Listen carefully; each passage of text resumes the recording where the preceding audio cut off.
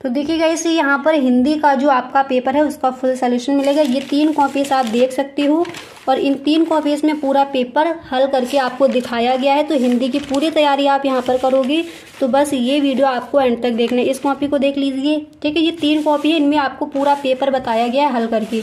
तो बस ये वीडियो आप एंड तक देखें। वीडियो को आपको बिल्कुल भी स्किप नहीं करना है। अगर इस बार के बोर्ड एग्जाम में आप 90+ स्कोर करना चाहते हो, क्लास 10th में हो, तो ये वीडियो आपके लिए बहुत ही हेल्पफुल होने वाला है। हेलो एवरीवन, तो गाइस यहाँ पर आज हम देखने वाले हैं हिंदी का जो आपका पेपर है उसका फुल सोल्यूशन। तो ये यहाँ पर देख लीजिए 3 कॉपीज रखी है। इन सारे कॉपीज में हम देखेंगे जो हिंदी का आपका पेपर है उसका फुल सोल्यूशन। और ये यहाँ पर जो गाइस आपका पेपर दिया गया है, इस पेपर का यहाँ पर आपको फुल सोल्यूशन दिया जाएगा। तो बस वीडियो आपको एंड तक देखना है और किस तरह से वहां पर आपको लिख कर आना है। पूरी कॉपी यहाँ पर आपको बताएगी, पूरे पेपर का आपको मिलेगा फुल सोल्यूशन। आपको बस गाइस वीडियो पूरा देखना है, बिल्कुल भी आप वीडियो को स्किप ना करें। और गाइस यहाँ पर आप देख लीजिए कि जो आपका जीवन परिचय है वो वहां पर आप किस तरह से लिख कर आओगे, पूरा कुछ यहाँ पर आपको बताया जाएगा। इसके बाद यहाँ पर देख लीजिए ये जो आपकी कॉपी दी गई है, आपको वहां पर निबंध कैसे लिखना है, सारा कुछ आपको बताया जाएगा। बस वीडियो आपको एंड तक देखना है। तो चलिए गाइस बिना टाइम वेस्ट के वीडियो को स्टार्ट करते हो। अगर ये वीडियो आपको पसंद आए तो प्लीज आप हमें कमेंट बॉक्स में जरूर बताएं, ठीक है। तो चलिए गाइस स्टार्ट करते हैं। हिंदी का आपका पेपर जो मोस्ट इम्पोर्टेंट है इस बार के बोर्ड एग्जाम के लिए। इस पेपर से कई सारे ऐसे क्वेश्चन हैं जो आपके आज किए जाएंगे। क्लियर। तो गाइस पहले आपके दिए जाते हैं खंड आ में जो दिए जाते हैं बहुविकल्पीय प्रश्न। तो बहुविकल्पीय प्रश्न हम बाद में देखेंगे, यहाँ पर हम स्टार्ट कर देंगे। जो आपका खंड बा है, ठीक है, तो वहां पर जो क्वेश्चन दिए जाते हैं यानी आपकी व्याख्या दी जाएगी, गद्यांश से दिया जाएगा। तो कौन सी आपका जो गद्यांश है वो इम्पोर्टेंट है, चलिए पहले उसको देख लेते हैं। और गाइस जो आपके खंड आ में क्वेश्चन दिए जाते हैं बहुविकल्पीय प्रश्न इस पेपर में जो दिए गए हैं उनको भी यहाँ पर हम देखेंगे। तो बस आपको ये वीडियो पूरा देखना है, बिल्कुल भी आप वीडियो को स्किप ना करें। तो चलिए गाइस बिना टाइम वेस्ट के इस वीडियो को स्टार्ट करते हैं। एक बार गाइस इस पेपर को भी आप देख लीजिए किस तरह का ये आपका पेपर दिया गया है और किस तरह से वहां पर आपके क्वेश्चन आज किए जाते हैं। और फिर इस पेपर का यहाँ पर हम देखेंगे फुल सोल्यूशन, ठीक है। खंड बा से पहले स्टार्ट करेंगे। खंड बा में जो क्वेश्चन दिए गए हैं पहले पूरे पेपर को देख लेंगे। उसके बाद जो आपकी रचनाएं दी जाती हैं, तो रचनाएं कौन कौन सी इंपॉर्टेंट हैं उनको भी यहाँ पर हम देखेंगे, ठीक है। तो गाइस आप वीडियो को बिल्कुल भी स्किप ना करें। तो ये है आपका पेपर। अब चलिए गाइस स्टार्ट करते हैं खंड बा से कि किस तरह से आपको वहां पर लिखना है और पूरी कॉपी आपको दिखाई जाएगी किस तरह से लिखना है, किस तरह का आपका पेपर आता है, ठीक है। तो चलिए गाइस स्टार्ट करते हैं। तो देखिए गाइस इस तरह की वहां पर आपको कॉपी मिलेगी, ठीक है। तो यहाँ पर देख लीजिए खंड बा से स्टार्ट करते हैं, यानी जो आपका पेपर दिया जाता है। तो सबसे पहले आप वहां पर इस तरह से डालोगे खंड बा। उसके बाद आपको डालना है वर्णनात्मक प्रश्न। पर आपको गाइस ध्यान रखना है कि वर्णनात्मक प्रश्न वहां पर आप हेडिंग डालोगे। यहाँ पर जिस स्केच का यूज किया गया है इसका यूज वहां पर आप नहीं करोगे। अगर आपके पास ब्लैक है तो उसका यूज कीजिए। तो खंड बा इस तरह से हेडिंग डालोगे। उसके बाद वर्णनात्मक प्रश्न और प्रश्न संख्या कितनी है वो यहाँ पर आप डालोगे। उसके जैसे आपका एक गद्यांश दे दिया जाएगा पहले, और जो आपको गद्यांश दिया जाएगा उससे रिलेटेड फिर आपके क्वेश्चन दे दिए जाएंगे, जैसा कि अभी आपने पेपर में देखा था, ठीक है। तो सबसे पहले आपको इस तरह से जो आपका दिया गया है यानी 2 गद्यांश मिलेंगे जिसका सही ढंग से आपको पता है, ठीक है। जिस गद्यांश का सही ढंग से आपको पता है इसकी व्याख्या किस तरह से करेंगे, इसका संदर्भ किस तरह से लिखेंगे, तो वही वहां पर आपको चूज करके लिखना है। अब यहाँ पर गाइस एक बार देख लीजिए ये आपकी कौन सी व्याख्या है, उसको यहाँ पर आप देख लीजिए ताकि आपको अच्छे से समझ आ जाए। अब यहाँ पर देखिए गाइस यहाँ पर आपको समझ आ जाएगा। जैसे यहाँ पर ये दिया गया है खंड बा और वर्णनात्मक प्रश्न, तो ये जो आपका गद्यांश दिया गया है इस गद्यांश के रिलेटेड जो यहाँ पर क्वेश्चन दिए गए हैं तो पूरा आपको यहाँ पर बताया गया है कि जो गद्यांश आपसे आपका दिया जाएगा वहां पर, तो इसकी व्याख्या आप किस तरह से करोगे, ठीक है। तो यहाँ पर देख लीजिए जिस तरह से ये लिखा था ऐसे आपको भी लिख कर आना है। खंड बा वर्णनात्मक प्रश्न प्रश्न संख्या 21, यानी जो पहले आपके दे दिए जाएंगे रचनाएं जो दे दी जाती हैं उनके बाद 20 क्वेश्चन दिए जाएंगे। उसके बाद 21वां क्वेश्चन आपका ये होगा। अब जैसे गाइस यहाँ पर ये दिया गया जिन हालातों में, ठीक है, और एक और यहाँ पर दी गई, इसको देख लीजिए, काशी के उत्तर में, यानी 2 आपके गद्यांश दिए जाएंगे। जिस गद्यांश के ये रिलेटेड इसके क्वेश्चन दिए जाएंगे, जिसके आपको अच्छे से आंसर पता है, तो वही वहां पर आपको चूज करके लिखना है। ठीक है गाइस, तो यहाँ पर देख लीजिए, इसका आप गद्यांश वहां पर किस तरह से लिखोगे।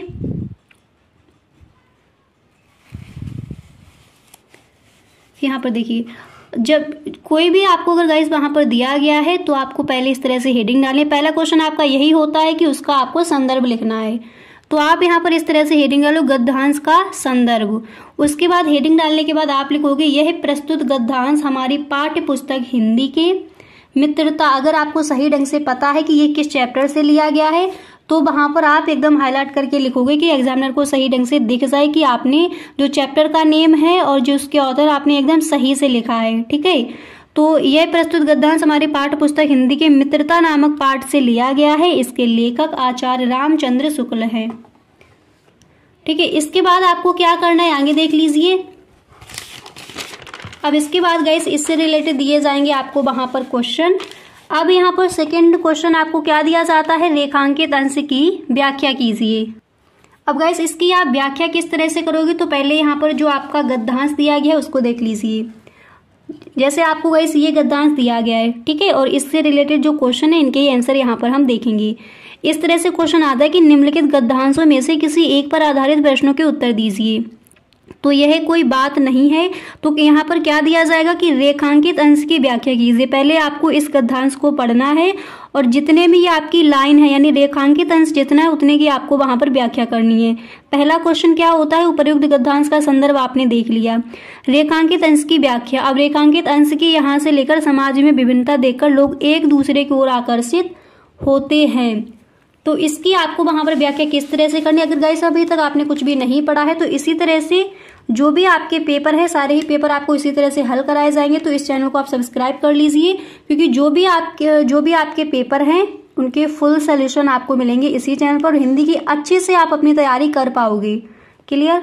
तो यहाँ पर देखिए रेखांकित अंश की व्याख्या में आप लिखोगे कि समाज में ऐसी प्रवृत्ति भी देखने को मिलती है कि लोग भिन्न स्वभाव और रुचि के लोगों के प्रति आकर्षित होकर मित्रता का हाथ बढ़ाते हैं। मनुष्य का स्वाभाविक गुण है कि जो वस्तु उसके पास नहीं है वह उसे पाने के लिए बाहर भटकता है।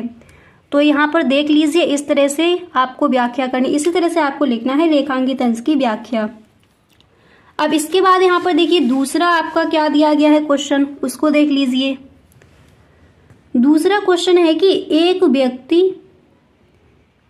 व्यक्ति एक दूसरे की ओर क्या देखकर आकर्षित होते हैं। अब यहाँ पर आप डालोगे प्रश्न संख्या, यहाँ पर फिर आपको पॉइंट 2 इस तरह से डालना है और इसमें आप लिखोगे कि व्यक्ति एक दूसरे की ओर उसकी विविधता देखकर आकर्षित होते हैं।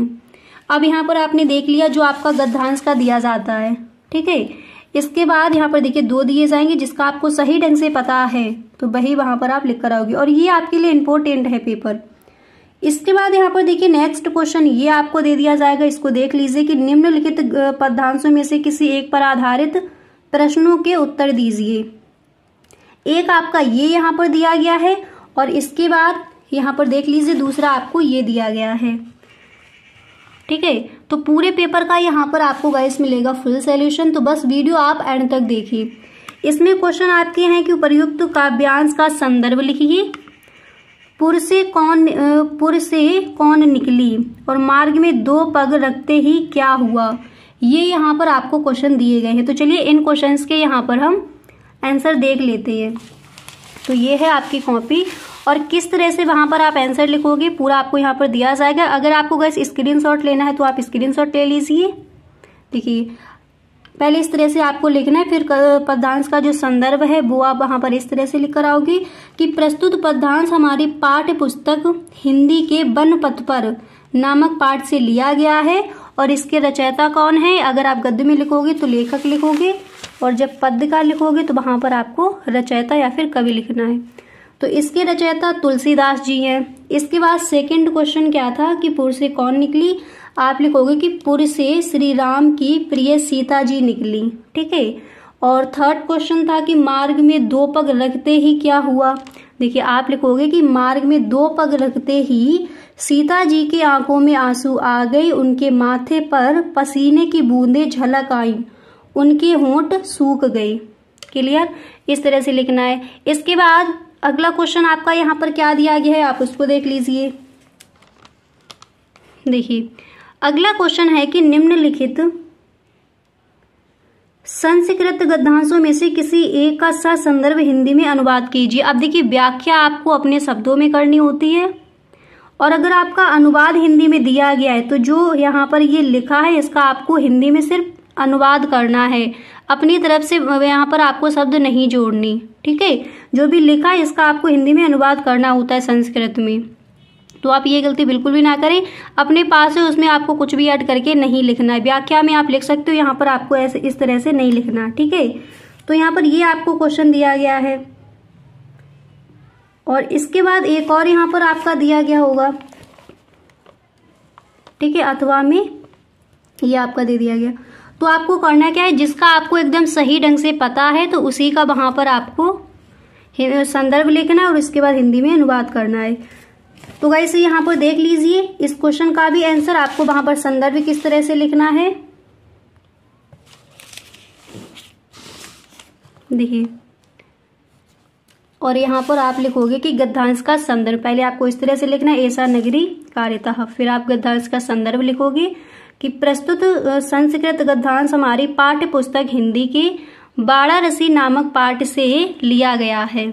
ठीक है, तो आई होप यहाँ तक आपको समझ आ गया होगा कि किस तरह से वहां पर आप लिख कर आओगे। अब इसके आगे देख लीजिए, इसके आगे इसका आपको करना है हिंदी में अनुवाद, तो वहां पर आप किस तरह से करोगे उसको देख लीजिए। तो यहाँ पर देखिएगा, इस हिंदी में अनुवाद आप वहां पर इस तरह से करके आओगे कि यह नगरी भारतीय संस्कृत की केंद्र स्थली है, यहाँ संस्कृत भाषा का प्रकाश चारों ओर फैला हुआ है।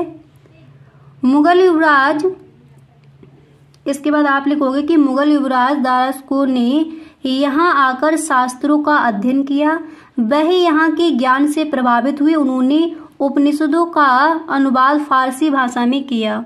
तो जो आपका दिया गया था यहाँ पर गद्यांश, उसका आपको हिंदी में अनुवाद करना, तो आप इस तरह से करोगे। गद्यांश आपने देख लिया है। इसके बाद नेक्स्ट क्वेश्चन यहाँ पर देख लीजिए। अब जैसे आपका पद गद्य में दिया गया था, इसी तरह से संस्कृत में गद्य भाग से ये दे दिया गया है और पद्य भाग से आपको श्लोक दे दिया जाएगा, और उसका आपको क्या करना है, हिंदी में अनुवाद करना है। पहले उसका संदर्भ लिखना है। ठीक है, तो यहाँ पर देखिए आप किस तरह से, पहले आप देख लीजिए क्वेश्चन आपका क्या दिया गया है और फिर यहाँ पर उसके आंसर आप देखोगे। तो देखिएगा, ऐसे यहाँ पर आप देख सकते हो, ये आपका क्वेश्चन है कि निम्नलिखित संस्कृत पदांशों में से किसी एक का संदर्भ हिंदी में अनुवाद कीजिए। तो रेरे चातक से लेकर यहाँ तक आपको दीनम वाचा तक करना है इसका अनुवाद। अगर आपको इसका पता है तो आप इसका वहां पर करके आएंगे, अगर ये आपको पता है, जैसे 2 आपको वहां पर दिए जाएंगे, जिसका सही ढंग से पता है भाई उसी का आप वहां पर करके आए। तो देख लीजिए किस तरह से आपको इसका वो लिखना है संदर्भ। तो यहाँ पर देखिएगा, इस संदर्भ में आप लिखोगे कि प्रस्तुत संस्कृत पद्यांश हमारी पाठ्य पुस्तक हिंदी के अन्योक्त विलासा नामक पाठ से लिया गया है, और हिंदी में अनुवाद आप करेंगे, अरे चातक सावधान मित्र, जरा क्षण भर, देखिए इसके आगे आप लिखोगे कि जरा क्षण भर ध्यान से सुनो, आकाश में अनेक बादल हैं परंतु सब एक जैसे नहीं हैं, कुछ तो बरसकर पृथ्वी को गीला कर जाते हैं परंतु कुछ तो व्यर्थ में गरजते हैं। तुम जिसको देखो उसके सामने दीन वचन मत बोलो। तो इस तरह से आपको उसका हिंदी अनुवाद करना था। इसके बाद नेक्स्ट क्वेश्चन गाइस ये दिया जाएगा कि राम का चरित्र चित्रण। ठीक है, आपको अगर क्वेश्चन देखना है तो एक बार यहाँ पर क्वेश्चन भी देख लीजिए। देखिए गाइस, नेक्स्ट क्वेश्चन आपको वहां पर इस तरह से दिया जाएगा, अपने पठित खंड काव्य के आधार पर निम्नलिखित प्रश्नों में से किसी एक प्रश्न का आपको अपने शब्दों में उत्तर वहां पर लिखना है। तो यहाँ पर एक बार देख लीजिए।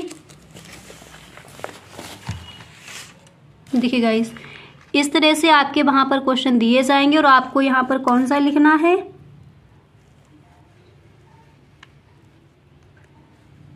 यहाँ पर ये जो आपको दिया गया ये आपको वहां पर लिखना है, ठीक है। ये इस तरह से आपको क्वेश्चन वहां पर दिए जाते हैं। तो देख लीजिए गाइज वहां पर आप किस तरह से लिख कर आओगे। आप हेडिंग डालोगे राम का चरित्र चित्रण। यहाँ पर राम का चरित्र चित्रण लिखकर दिखाया गया है, तो आप लिखोगे कि आदर्श महापुरुष, फर्स्ट हेडिंग आप डालोगे और इसमें लिखोगे कि राम एक आदर्श महापुरुष हैं। वह अपने अयोध्या वासियों की सेवा व रक्षा तन व मन से करते हैं। उनका चरित्र आदर्श है। वह अयोध्या की आदर्श है। वह सभी की समान रूप से सेवा व रक्षा करते हैं। सभी उन्हें अयोध्या की शान कहकर बुलाते हैं। तो फर्स्ट इस तरह से करना है, ठीक है। अब यहाँ पर देखिए, इसके बाद सेकंड हेडिंग आप डालोगे त्यागी व बलिदानी, और फिर इसमें आप लिखोगे कि राम ने त्याग व बलिदान की भावना, राम में त्याग व बलिदान की भावना कूट कूट कर भरी है। वह अपने पिता के कहने पर 14 वर्ष के लिए वनवास गए और वहां योगी का जीवन यापन किया। वह वनवासियों की रक्षा के लिए बन गए। उन्हें अपने प्राणों की चिंता नहीं थी। तो त्यागी व बलिदानी राम जी का इस तरह से आप लिखोगे। और नेक्स्ट हेडिंग डालोगे निर्लोभी। राम जी कैसे थे? निर्लोभी भी थे, कोई लोभ नहीं था।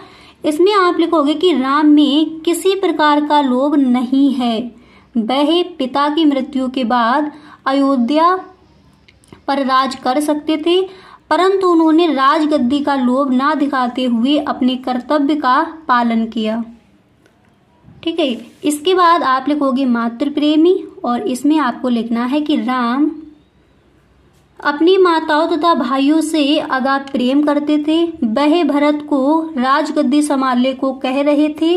भरत भाई के प्रति प्रेम दिखाकर बोले, फिर यहाँ पर आपको देखिए ब्लैक पेन से लिखना है, प्रेम दिखाते हुए बोले, भाई जो भी कहो वही मैं आज करूँगा, तुम कह दो तो अयश सिंधु में कूद पड़ूंगा, ठीक है। इसके बाद यहाँ पर नेक्स्ट दिया गया है भरत का कैकेयी संवाद, और इसमें आप लिखोगे, आप पेपर को देख लीजिए, उसी का यहाँ पर फुल सॉल्यूशन दिया गया, ठीक है।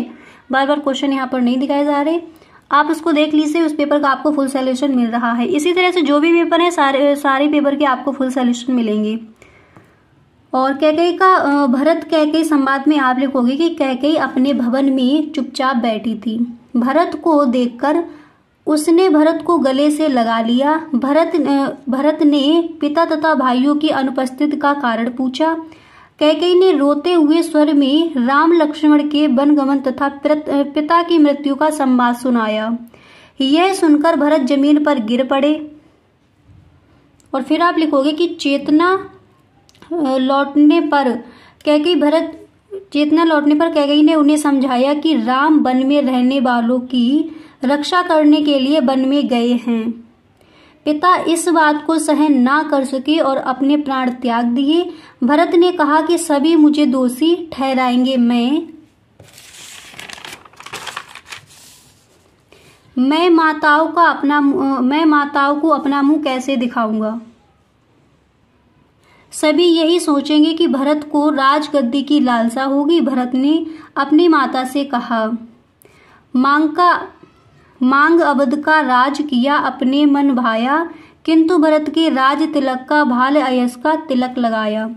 और फिर आप लिखोगे कि कैकेयी कहती है कि मैंने जो भी किया जन सेवा के लिए ही किया, चाहे मुझे सब दोषी ठहराए, परंतु मैंने सब कुछ अयोध्या वासियों तथा वनवासियों की रक्षा के लिए ही किया। और इसके बाद आप लिखोगे, चाहे मुझे भरत गलत ठहराए, परंतु मैं अपने सभी पुत्रों को समान मानती हूँ। मैंने इसलिए राम को वन में भेजा क्योंकि वह धनुष विद्या में निपुण है और वन में जाकर राक्षसों का विनाश करेंगे। कैकेयी कहती है, ममता तजकर मैंने पत्थर किया कलेजा, जन सेवा के लिए राम को वन भेजा। अब इसके बाद आगे का पेपर देख लीजिए। इसके बाद वहां पर आपको क्या लिखना है उसको देख लीजिए। तो ये आपका क्वेश्चन नंबर कितना था, एक बार यहाँ पर गाइस देख लीजिए। ये आपका क्वेश्चन नंबर था 25। अब यहाँ पर देखिए 26 क्वेश्चन से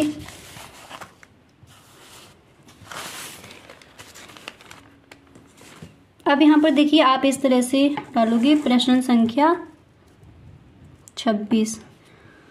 और इसमें देखिए जीवन परिचय जयशंकर प्रसाद का दिया गया है। और ऐसे कौन कौन से, एक बार देख लीजिए, ऐसे कौन कौन से लेखक हैं जिनके आपको जीवन परिचय तैयार करनी है। तो एक बार गाइस देख लीजिए। देखिए, रामधारी सिंह दिनकर, डॉक्टर राजेंद्र प्रसाद, जयशंकर प्रसाद, आचार्य रामचंद्र शुक्ल। अब पद्य में भी यहाँ पर देख लीजिए कौन कौन से कवि हैं। सुमित्रानंदन पंत, गोस्वामी तुलसीदास, बिहारी लाल, मैथिली शरण गुप्त। और जो आपकी रचनाएं हैं उनको भी यहाँ पर हम देखेंगे। ठीक है, बस वीडियो आपको पूरा देखना है। इसके आगे का पेपर देखिए, आप वहां पर लिखोगे जयशंकर प्रसाद का जीवन परिचय। ठीक है, और इसमें आप लिखोगे कि जयशंकर प्रसाद का जन्म सन 1886 में वाराणसी के प्रसिद्ध सुंगनी साहू परिवार में हुआ था। जिस तरह से यहाँ पर लिखा गया है सेम आपको इसी तरह से वहां पर लिखना है। और साइड में ब्रैकेट बनाकर आप लिखोगे नाम जयशंकर प्रसाद, जन्म कब हुआ था 1886 ईस्वी में, जन्म स्थान क्या है वाराणसी, पिता श्री देवी प्रसाद, मृत्यु कब हुई थी 1937 ईस्वी में काशी में। तो जयशंकर प्रसाद का जीवन परिचय आप वहां पर किस तरह से लिखोगे उसको यहाँ पर हम देख रहे हैं। इसके बाद यहाँ पर आपको देखिए गाइस इस तरह से लिखना है कि पिता का नाम देवी प्रसाद था, इनकी माता बड़ी धार्मिक प्रभाव की थी, अतः धार्मिक वातावरण का प्रभाव उनके ऊपर भी पड़ा। ठीक है, धार्मिक वातावरण का प्रभाव इनके ऊपर भी पड़ा। बाल्यावस्था में ही इनके माता पिता का देहांत हो गया। घर पर ही इन्होंने अंग्रेजी, फारसी आदि भाषाओं का ज्ञान किया। इनकी कविता में 9 वर्ष की अवस्था में ही प्रकाश में आ गई थी। जीवन की विषम परिस्थितियों से भी उन्होंने हार नहीं मानी। चिंताओं ने शरीर को जर्जर कर दिया, जिस कारण क्षय रोग से ग्रस्त होकर सन 1937 ईस्वी में काशी में इन्होंने अपने प्राण त्याग दिए। ठीक है, तो इस तरह से वहां पर आप लिख कर आओगे इनका जो जीवन परिचय है। इसके बाद यहाँ पर देख लीजिए कृतियां। इसमें आप लिखोगे कामायनी, आंसू झरना आदि। इसके बाद प्रश्न नंबर जो नेक्स्ट आपको दिया जाएगा 26 का खा 26 का आपने देख लिया। और देखिए इधर आप लिखोगे जीवन परिचय बिहारी लाल का। अभी आपने देख ली कौन कौन से ऐसे कवि हैं पद्य में जिनके जीवन परिचय इंपॉर्टेंट हैं, वो आप गाइस देख चुके हो। ठीक है, तो यहाँ पर बिहारी लाल जी का बताया गया है। पहले आप एक ब्रैकेट बनाओगे और उसमें क्या क्या लिखना है। नाम क्या है बिहारी लाल, जन्म जन्म कब हुआ 1603 ईस्वी, जन्म स्थान ग्वालियर, भाषा ब्रज भाषा, रचनाएं बिहारी सतसई, मृत्यु कब हुई थी 1663 ईस्वी। अब यहाँ पर गाइस देखिए, अब इनका आप जीवन परिचय किस तरह से लिखोगे। आप लिखोगे बिहारी लाल का जन्म सन 1603 ईस्वी में ग्वालियर के पास बउआ गोविंदपुर नामक ग्राम में हुआ था। इनका बचपन बुंदेलखंड में व्यतीत हुआ। ये मथुरा के चौबे थे। ये अपनी ससुराल मथुरा में आकर रहने लगे। इसके बाद ब्लैक पेन से आपको यहाँ पर थोड़ा इस तरह से लिखना है कि जन्म ग्वालियर जानिए, खंड बुंदेले बाल, तनुराई आए सुधर मथुरा बसी ससुराल। ठीक है, और फिर आप लिखोगे कि ससुराल से अपमानित होकर ये जयपुर नरेश, फिर इसके आगे आप लिखोगे, देखिए आप लिखोगे कि जयपुर नरेश राजा जय सिंह के दरबार में चले गए, जहां इन्हें बहुत सम्मान मिला। राजा अपनी पत्नी के मुंह में लगे रहते, राजकाज पर कोई ध्यान नहीं देते थे। राजा को दूसरे बाहर निकालने के लिए बिहारी ने निम्न दोहा लिखा। और इसमें आप लिखोगे नाही परागु नाही मधुर, मधु नाही विकास हिंकाल, अली कली ही सी विधयो आगे कौन हवाल। और इसके बाद आपको लिखना है कि राजा इससे बड़े प्रभावित हुए तथा अपनी भूल स्वीकारते हुए राज्य की तरफ ध्यान दिया। कहा जाता है कि राजा इनके दोहे पर एक स्वर्ण मुद्रा भेंट करते थे। इनका निधन 1663 ईस्वी में हो गया। कृतियां आप लिखोगे इनकी एकमात्र कृति बिहारी सतसई। ठीक है, इसके बाद अगला क्वेश्चन क्या दिया जाता है, चलिए यहाँ पर देख लीजिए, पूरा पेपर आपको मिलेगा यहाँ पर। ठीक है, तो यहाँ पर क्वेश्चन आपको बता दिया जाता है कि नेक्स्ट क्वेश्चन आएगा कि अपनी पाठ्य पुस्तक के संस्कृत खंड के से कंठस्थ किया हुआ कोई एक श्लोक लिखिए। तो यहाँ पर आप देख सकते हो, आपको 2 श्लोक गैस याद कर लेना। जो प्रश्न पत्र में दिया गया है वो वहाँ पर आपको नहीं लिखना है। तो श्लोक यहाँ पर आप देख लीजिए कि बंधम मरियम बाद जियो बापि पराजया अभयंत्र सबो वीर वीर भाव ही वीरता। और नेक्स्ट क्वेश्चन आएगा कि प्रार्थना पत्र। क्वेश्चन आपसे आएगा कि जैसे इस तरह से दे दिया जाएगा, भाई की शादी में शामिल होने के लिए 3 दिन के अवकाश हेतु प्रधानाचार्य को प्रार्थना पत्र लिखिए। अथवा इस तरह से दे दिया जाएगा, अपनी विशेष रुचियों का उल्लेख करते हुए अपने मित्र को एक पत्र लिखिए। ठीक है, तो यहाँ पर फर्स्ट वाला देख लीजिए, दिया गया है प्रार्थना पत्र। आप इस तरह से लिखोगे, सेवा में श्रीमान प्रधानाचार्य जी शारदा वीरेंद्र, जो भी आपके स्कूल का नेम है उसको डालिए। उसके बाद विषय देखिए इस तरह से लिखोगे, और इसके आगे देख लीजिए,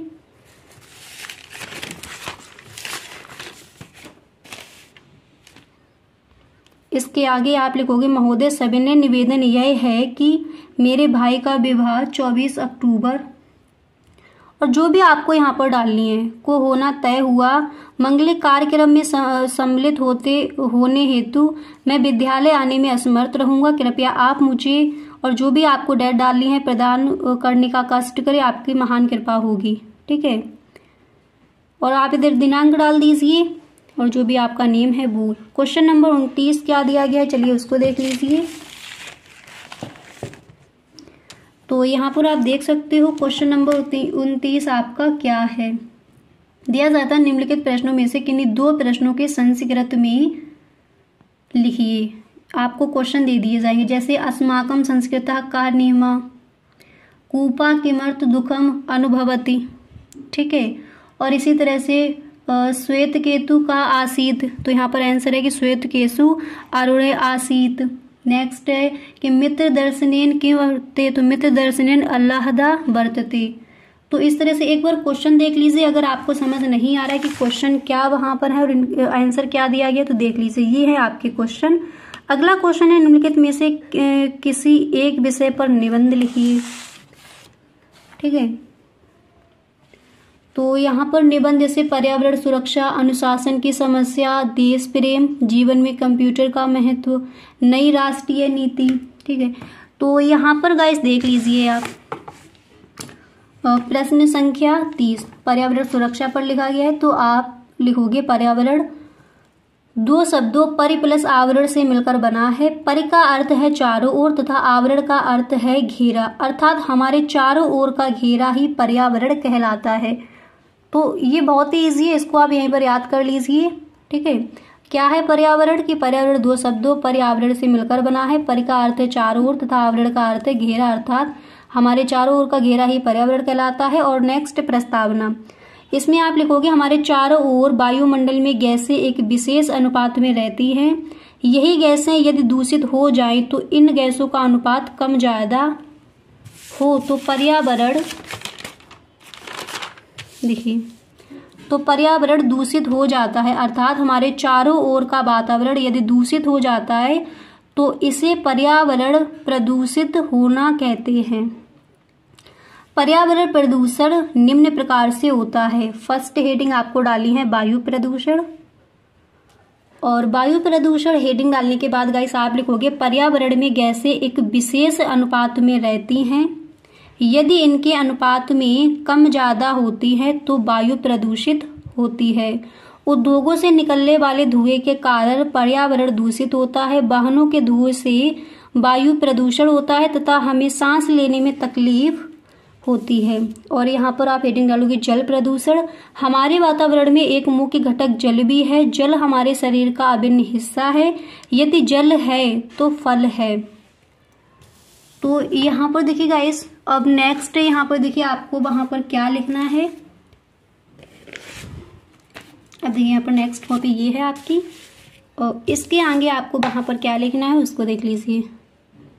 तो गाइस, जितनी मेहनत से ये वीडियो बनाई है, तो आप भी इस वीडियो को एक लाइक कर दें और एक बार अपने सभी दोस्तों में आप इस वीडियो को शेयर जरूर करें। ठीक है, क्योंकि पूरे पेपर का आपको फुल सोल्यूशन मिला। जो रचनाएं आपकी रह गई हैं, तो रचनाएं अभी आपको बता दी जाएंगी, उनके साथ में आपको आंसर भी दे दिए जाएंगे। ठीक है, तो इसके आगे आप वहां पर किस तरह से लिखोगे उसको यहाँ पर देख लीजिए।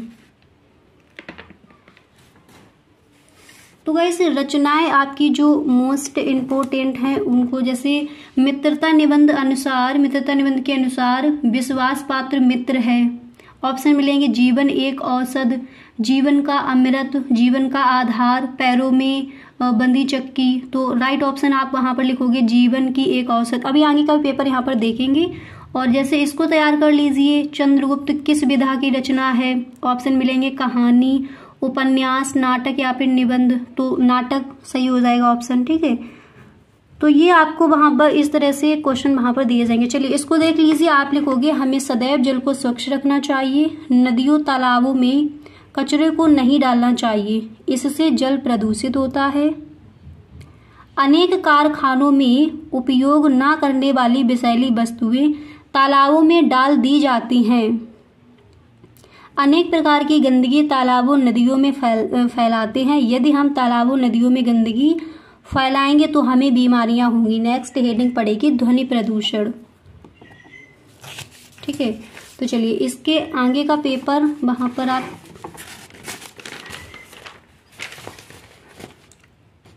क्या लिख के आओगे, चलिए उसको देख लीजिए। यहाँ पर आप देख सकते हो कि ध्वनि प्रदूषण जाए तो अधिक ध्वनि उत्पन्न होती है, जिससे ध्वनि प्रदूषण होता है। और फिर आप लिखोगे कि कारों व ट्रकों की आवाज देने वाले यंत्र से अनेक बीमारियां फैलती हैं। यदि इनकी आवाज कानों में पड़ती है तो हमारी सुनने की शक्ति कम हो जाती है। और उपसंहार में आपको क्या लिखना है, आप लिखोगे कि यदि हमें अपने वातावरण की सुरक्षा करनी है तो विभिन्न प्रदूषणों को रोकना होगा, आसपास की गंदगी को साफ करना होगा, जल को सुरक्षित रखना होगा, कूड़े को ढककर रखें, नालियों को साफ रखें, खाना हाथ धोकर खाएं, अधिक वृक्ष लगाएं। और इसके बाद आप लिखोगे बाहर निकले तो मुख को ढककर निकले, तालाबों नदियों में कचरा ना फैलाएं, ध्वनि प्रदूषण को कम करें आदि। तो उपसंहार में आप ये लिखोगे। अब यहाँ पर देख लीजिए, जैसे ये आपकी यहाँ पर थी फर्स्ट कॉपी, ठीक है, खंड बा। और इसके बाद ये थी आपकी सेकंड कॉपी, और ये यहाँ पर थी आपकी गाइस थर्ड कॉपी, ठीक है। अब जो आपकी रचनाएं दी जाती हैं, ठीक है, तो रचनाएं आपकी कौन कौन सी इंपॉर्टेंट है। तो रचनाओं की गाइस 2-3 वीडियो आप देख लीजिए, प्लेलिस्ट चेक कर लीजिए, वहां पर आपको मिल जाएंगी। उसमें सारी रचनाएं ही दी गई हैं। उस वीडियो का लिंक आपको डिस्क्रिप्शन बॉक्स में गिवन है, तो उसको आप देख लीजिए, ठीक है। तो रचनाएं भी आपकी कवर हो जाएंगी। तो आई होप ये वीडियो आपके लिए बहुत ही हेल्पफुल होगा। इसी तरह से नेक्स्ट जो पेपर है उसका भी हम फुल सॉल्यूशन देखेंगे। तो बस गाइस आपको ये वीडियो अपने सभी दोस्तों में एक बार शेयर ज़रूर करना है। ओके, तो गाइस मिलते हैं नेक्स्ट वीडियो में। Thank you so much.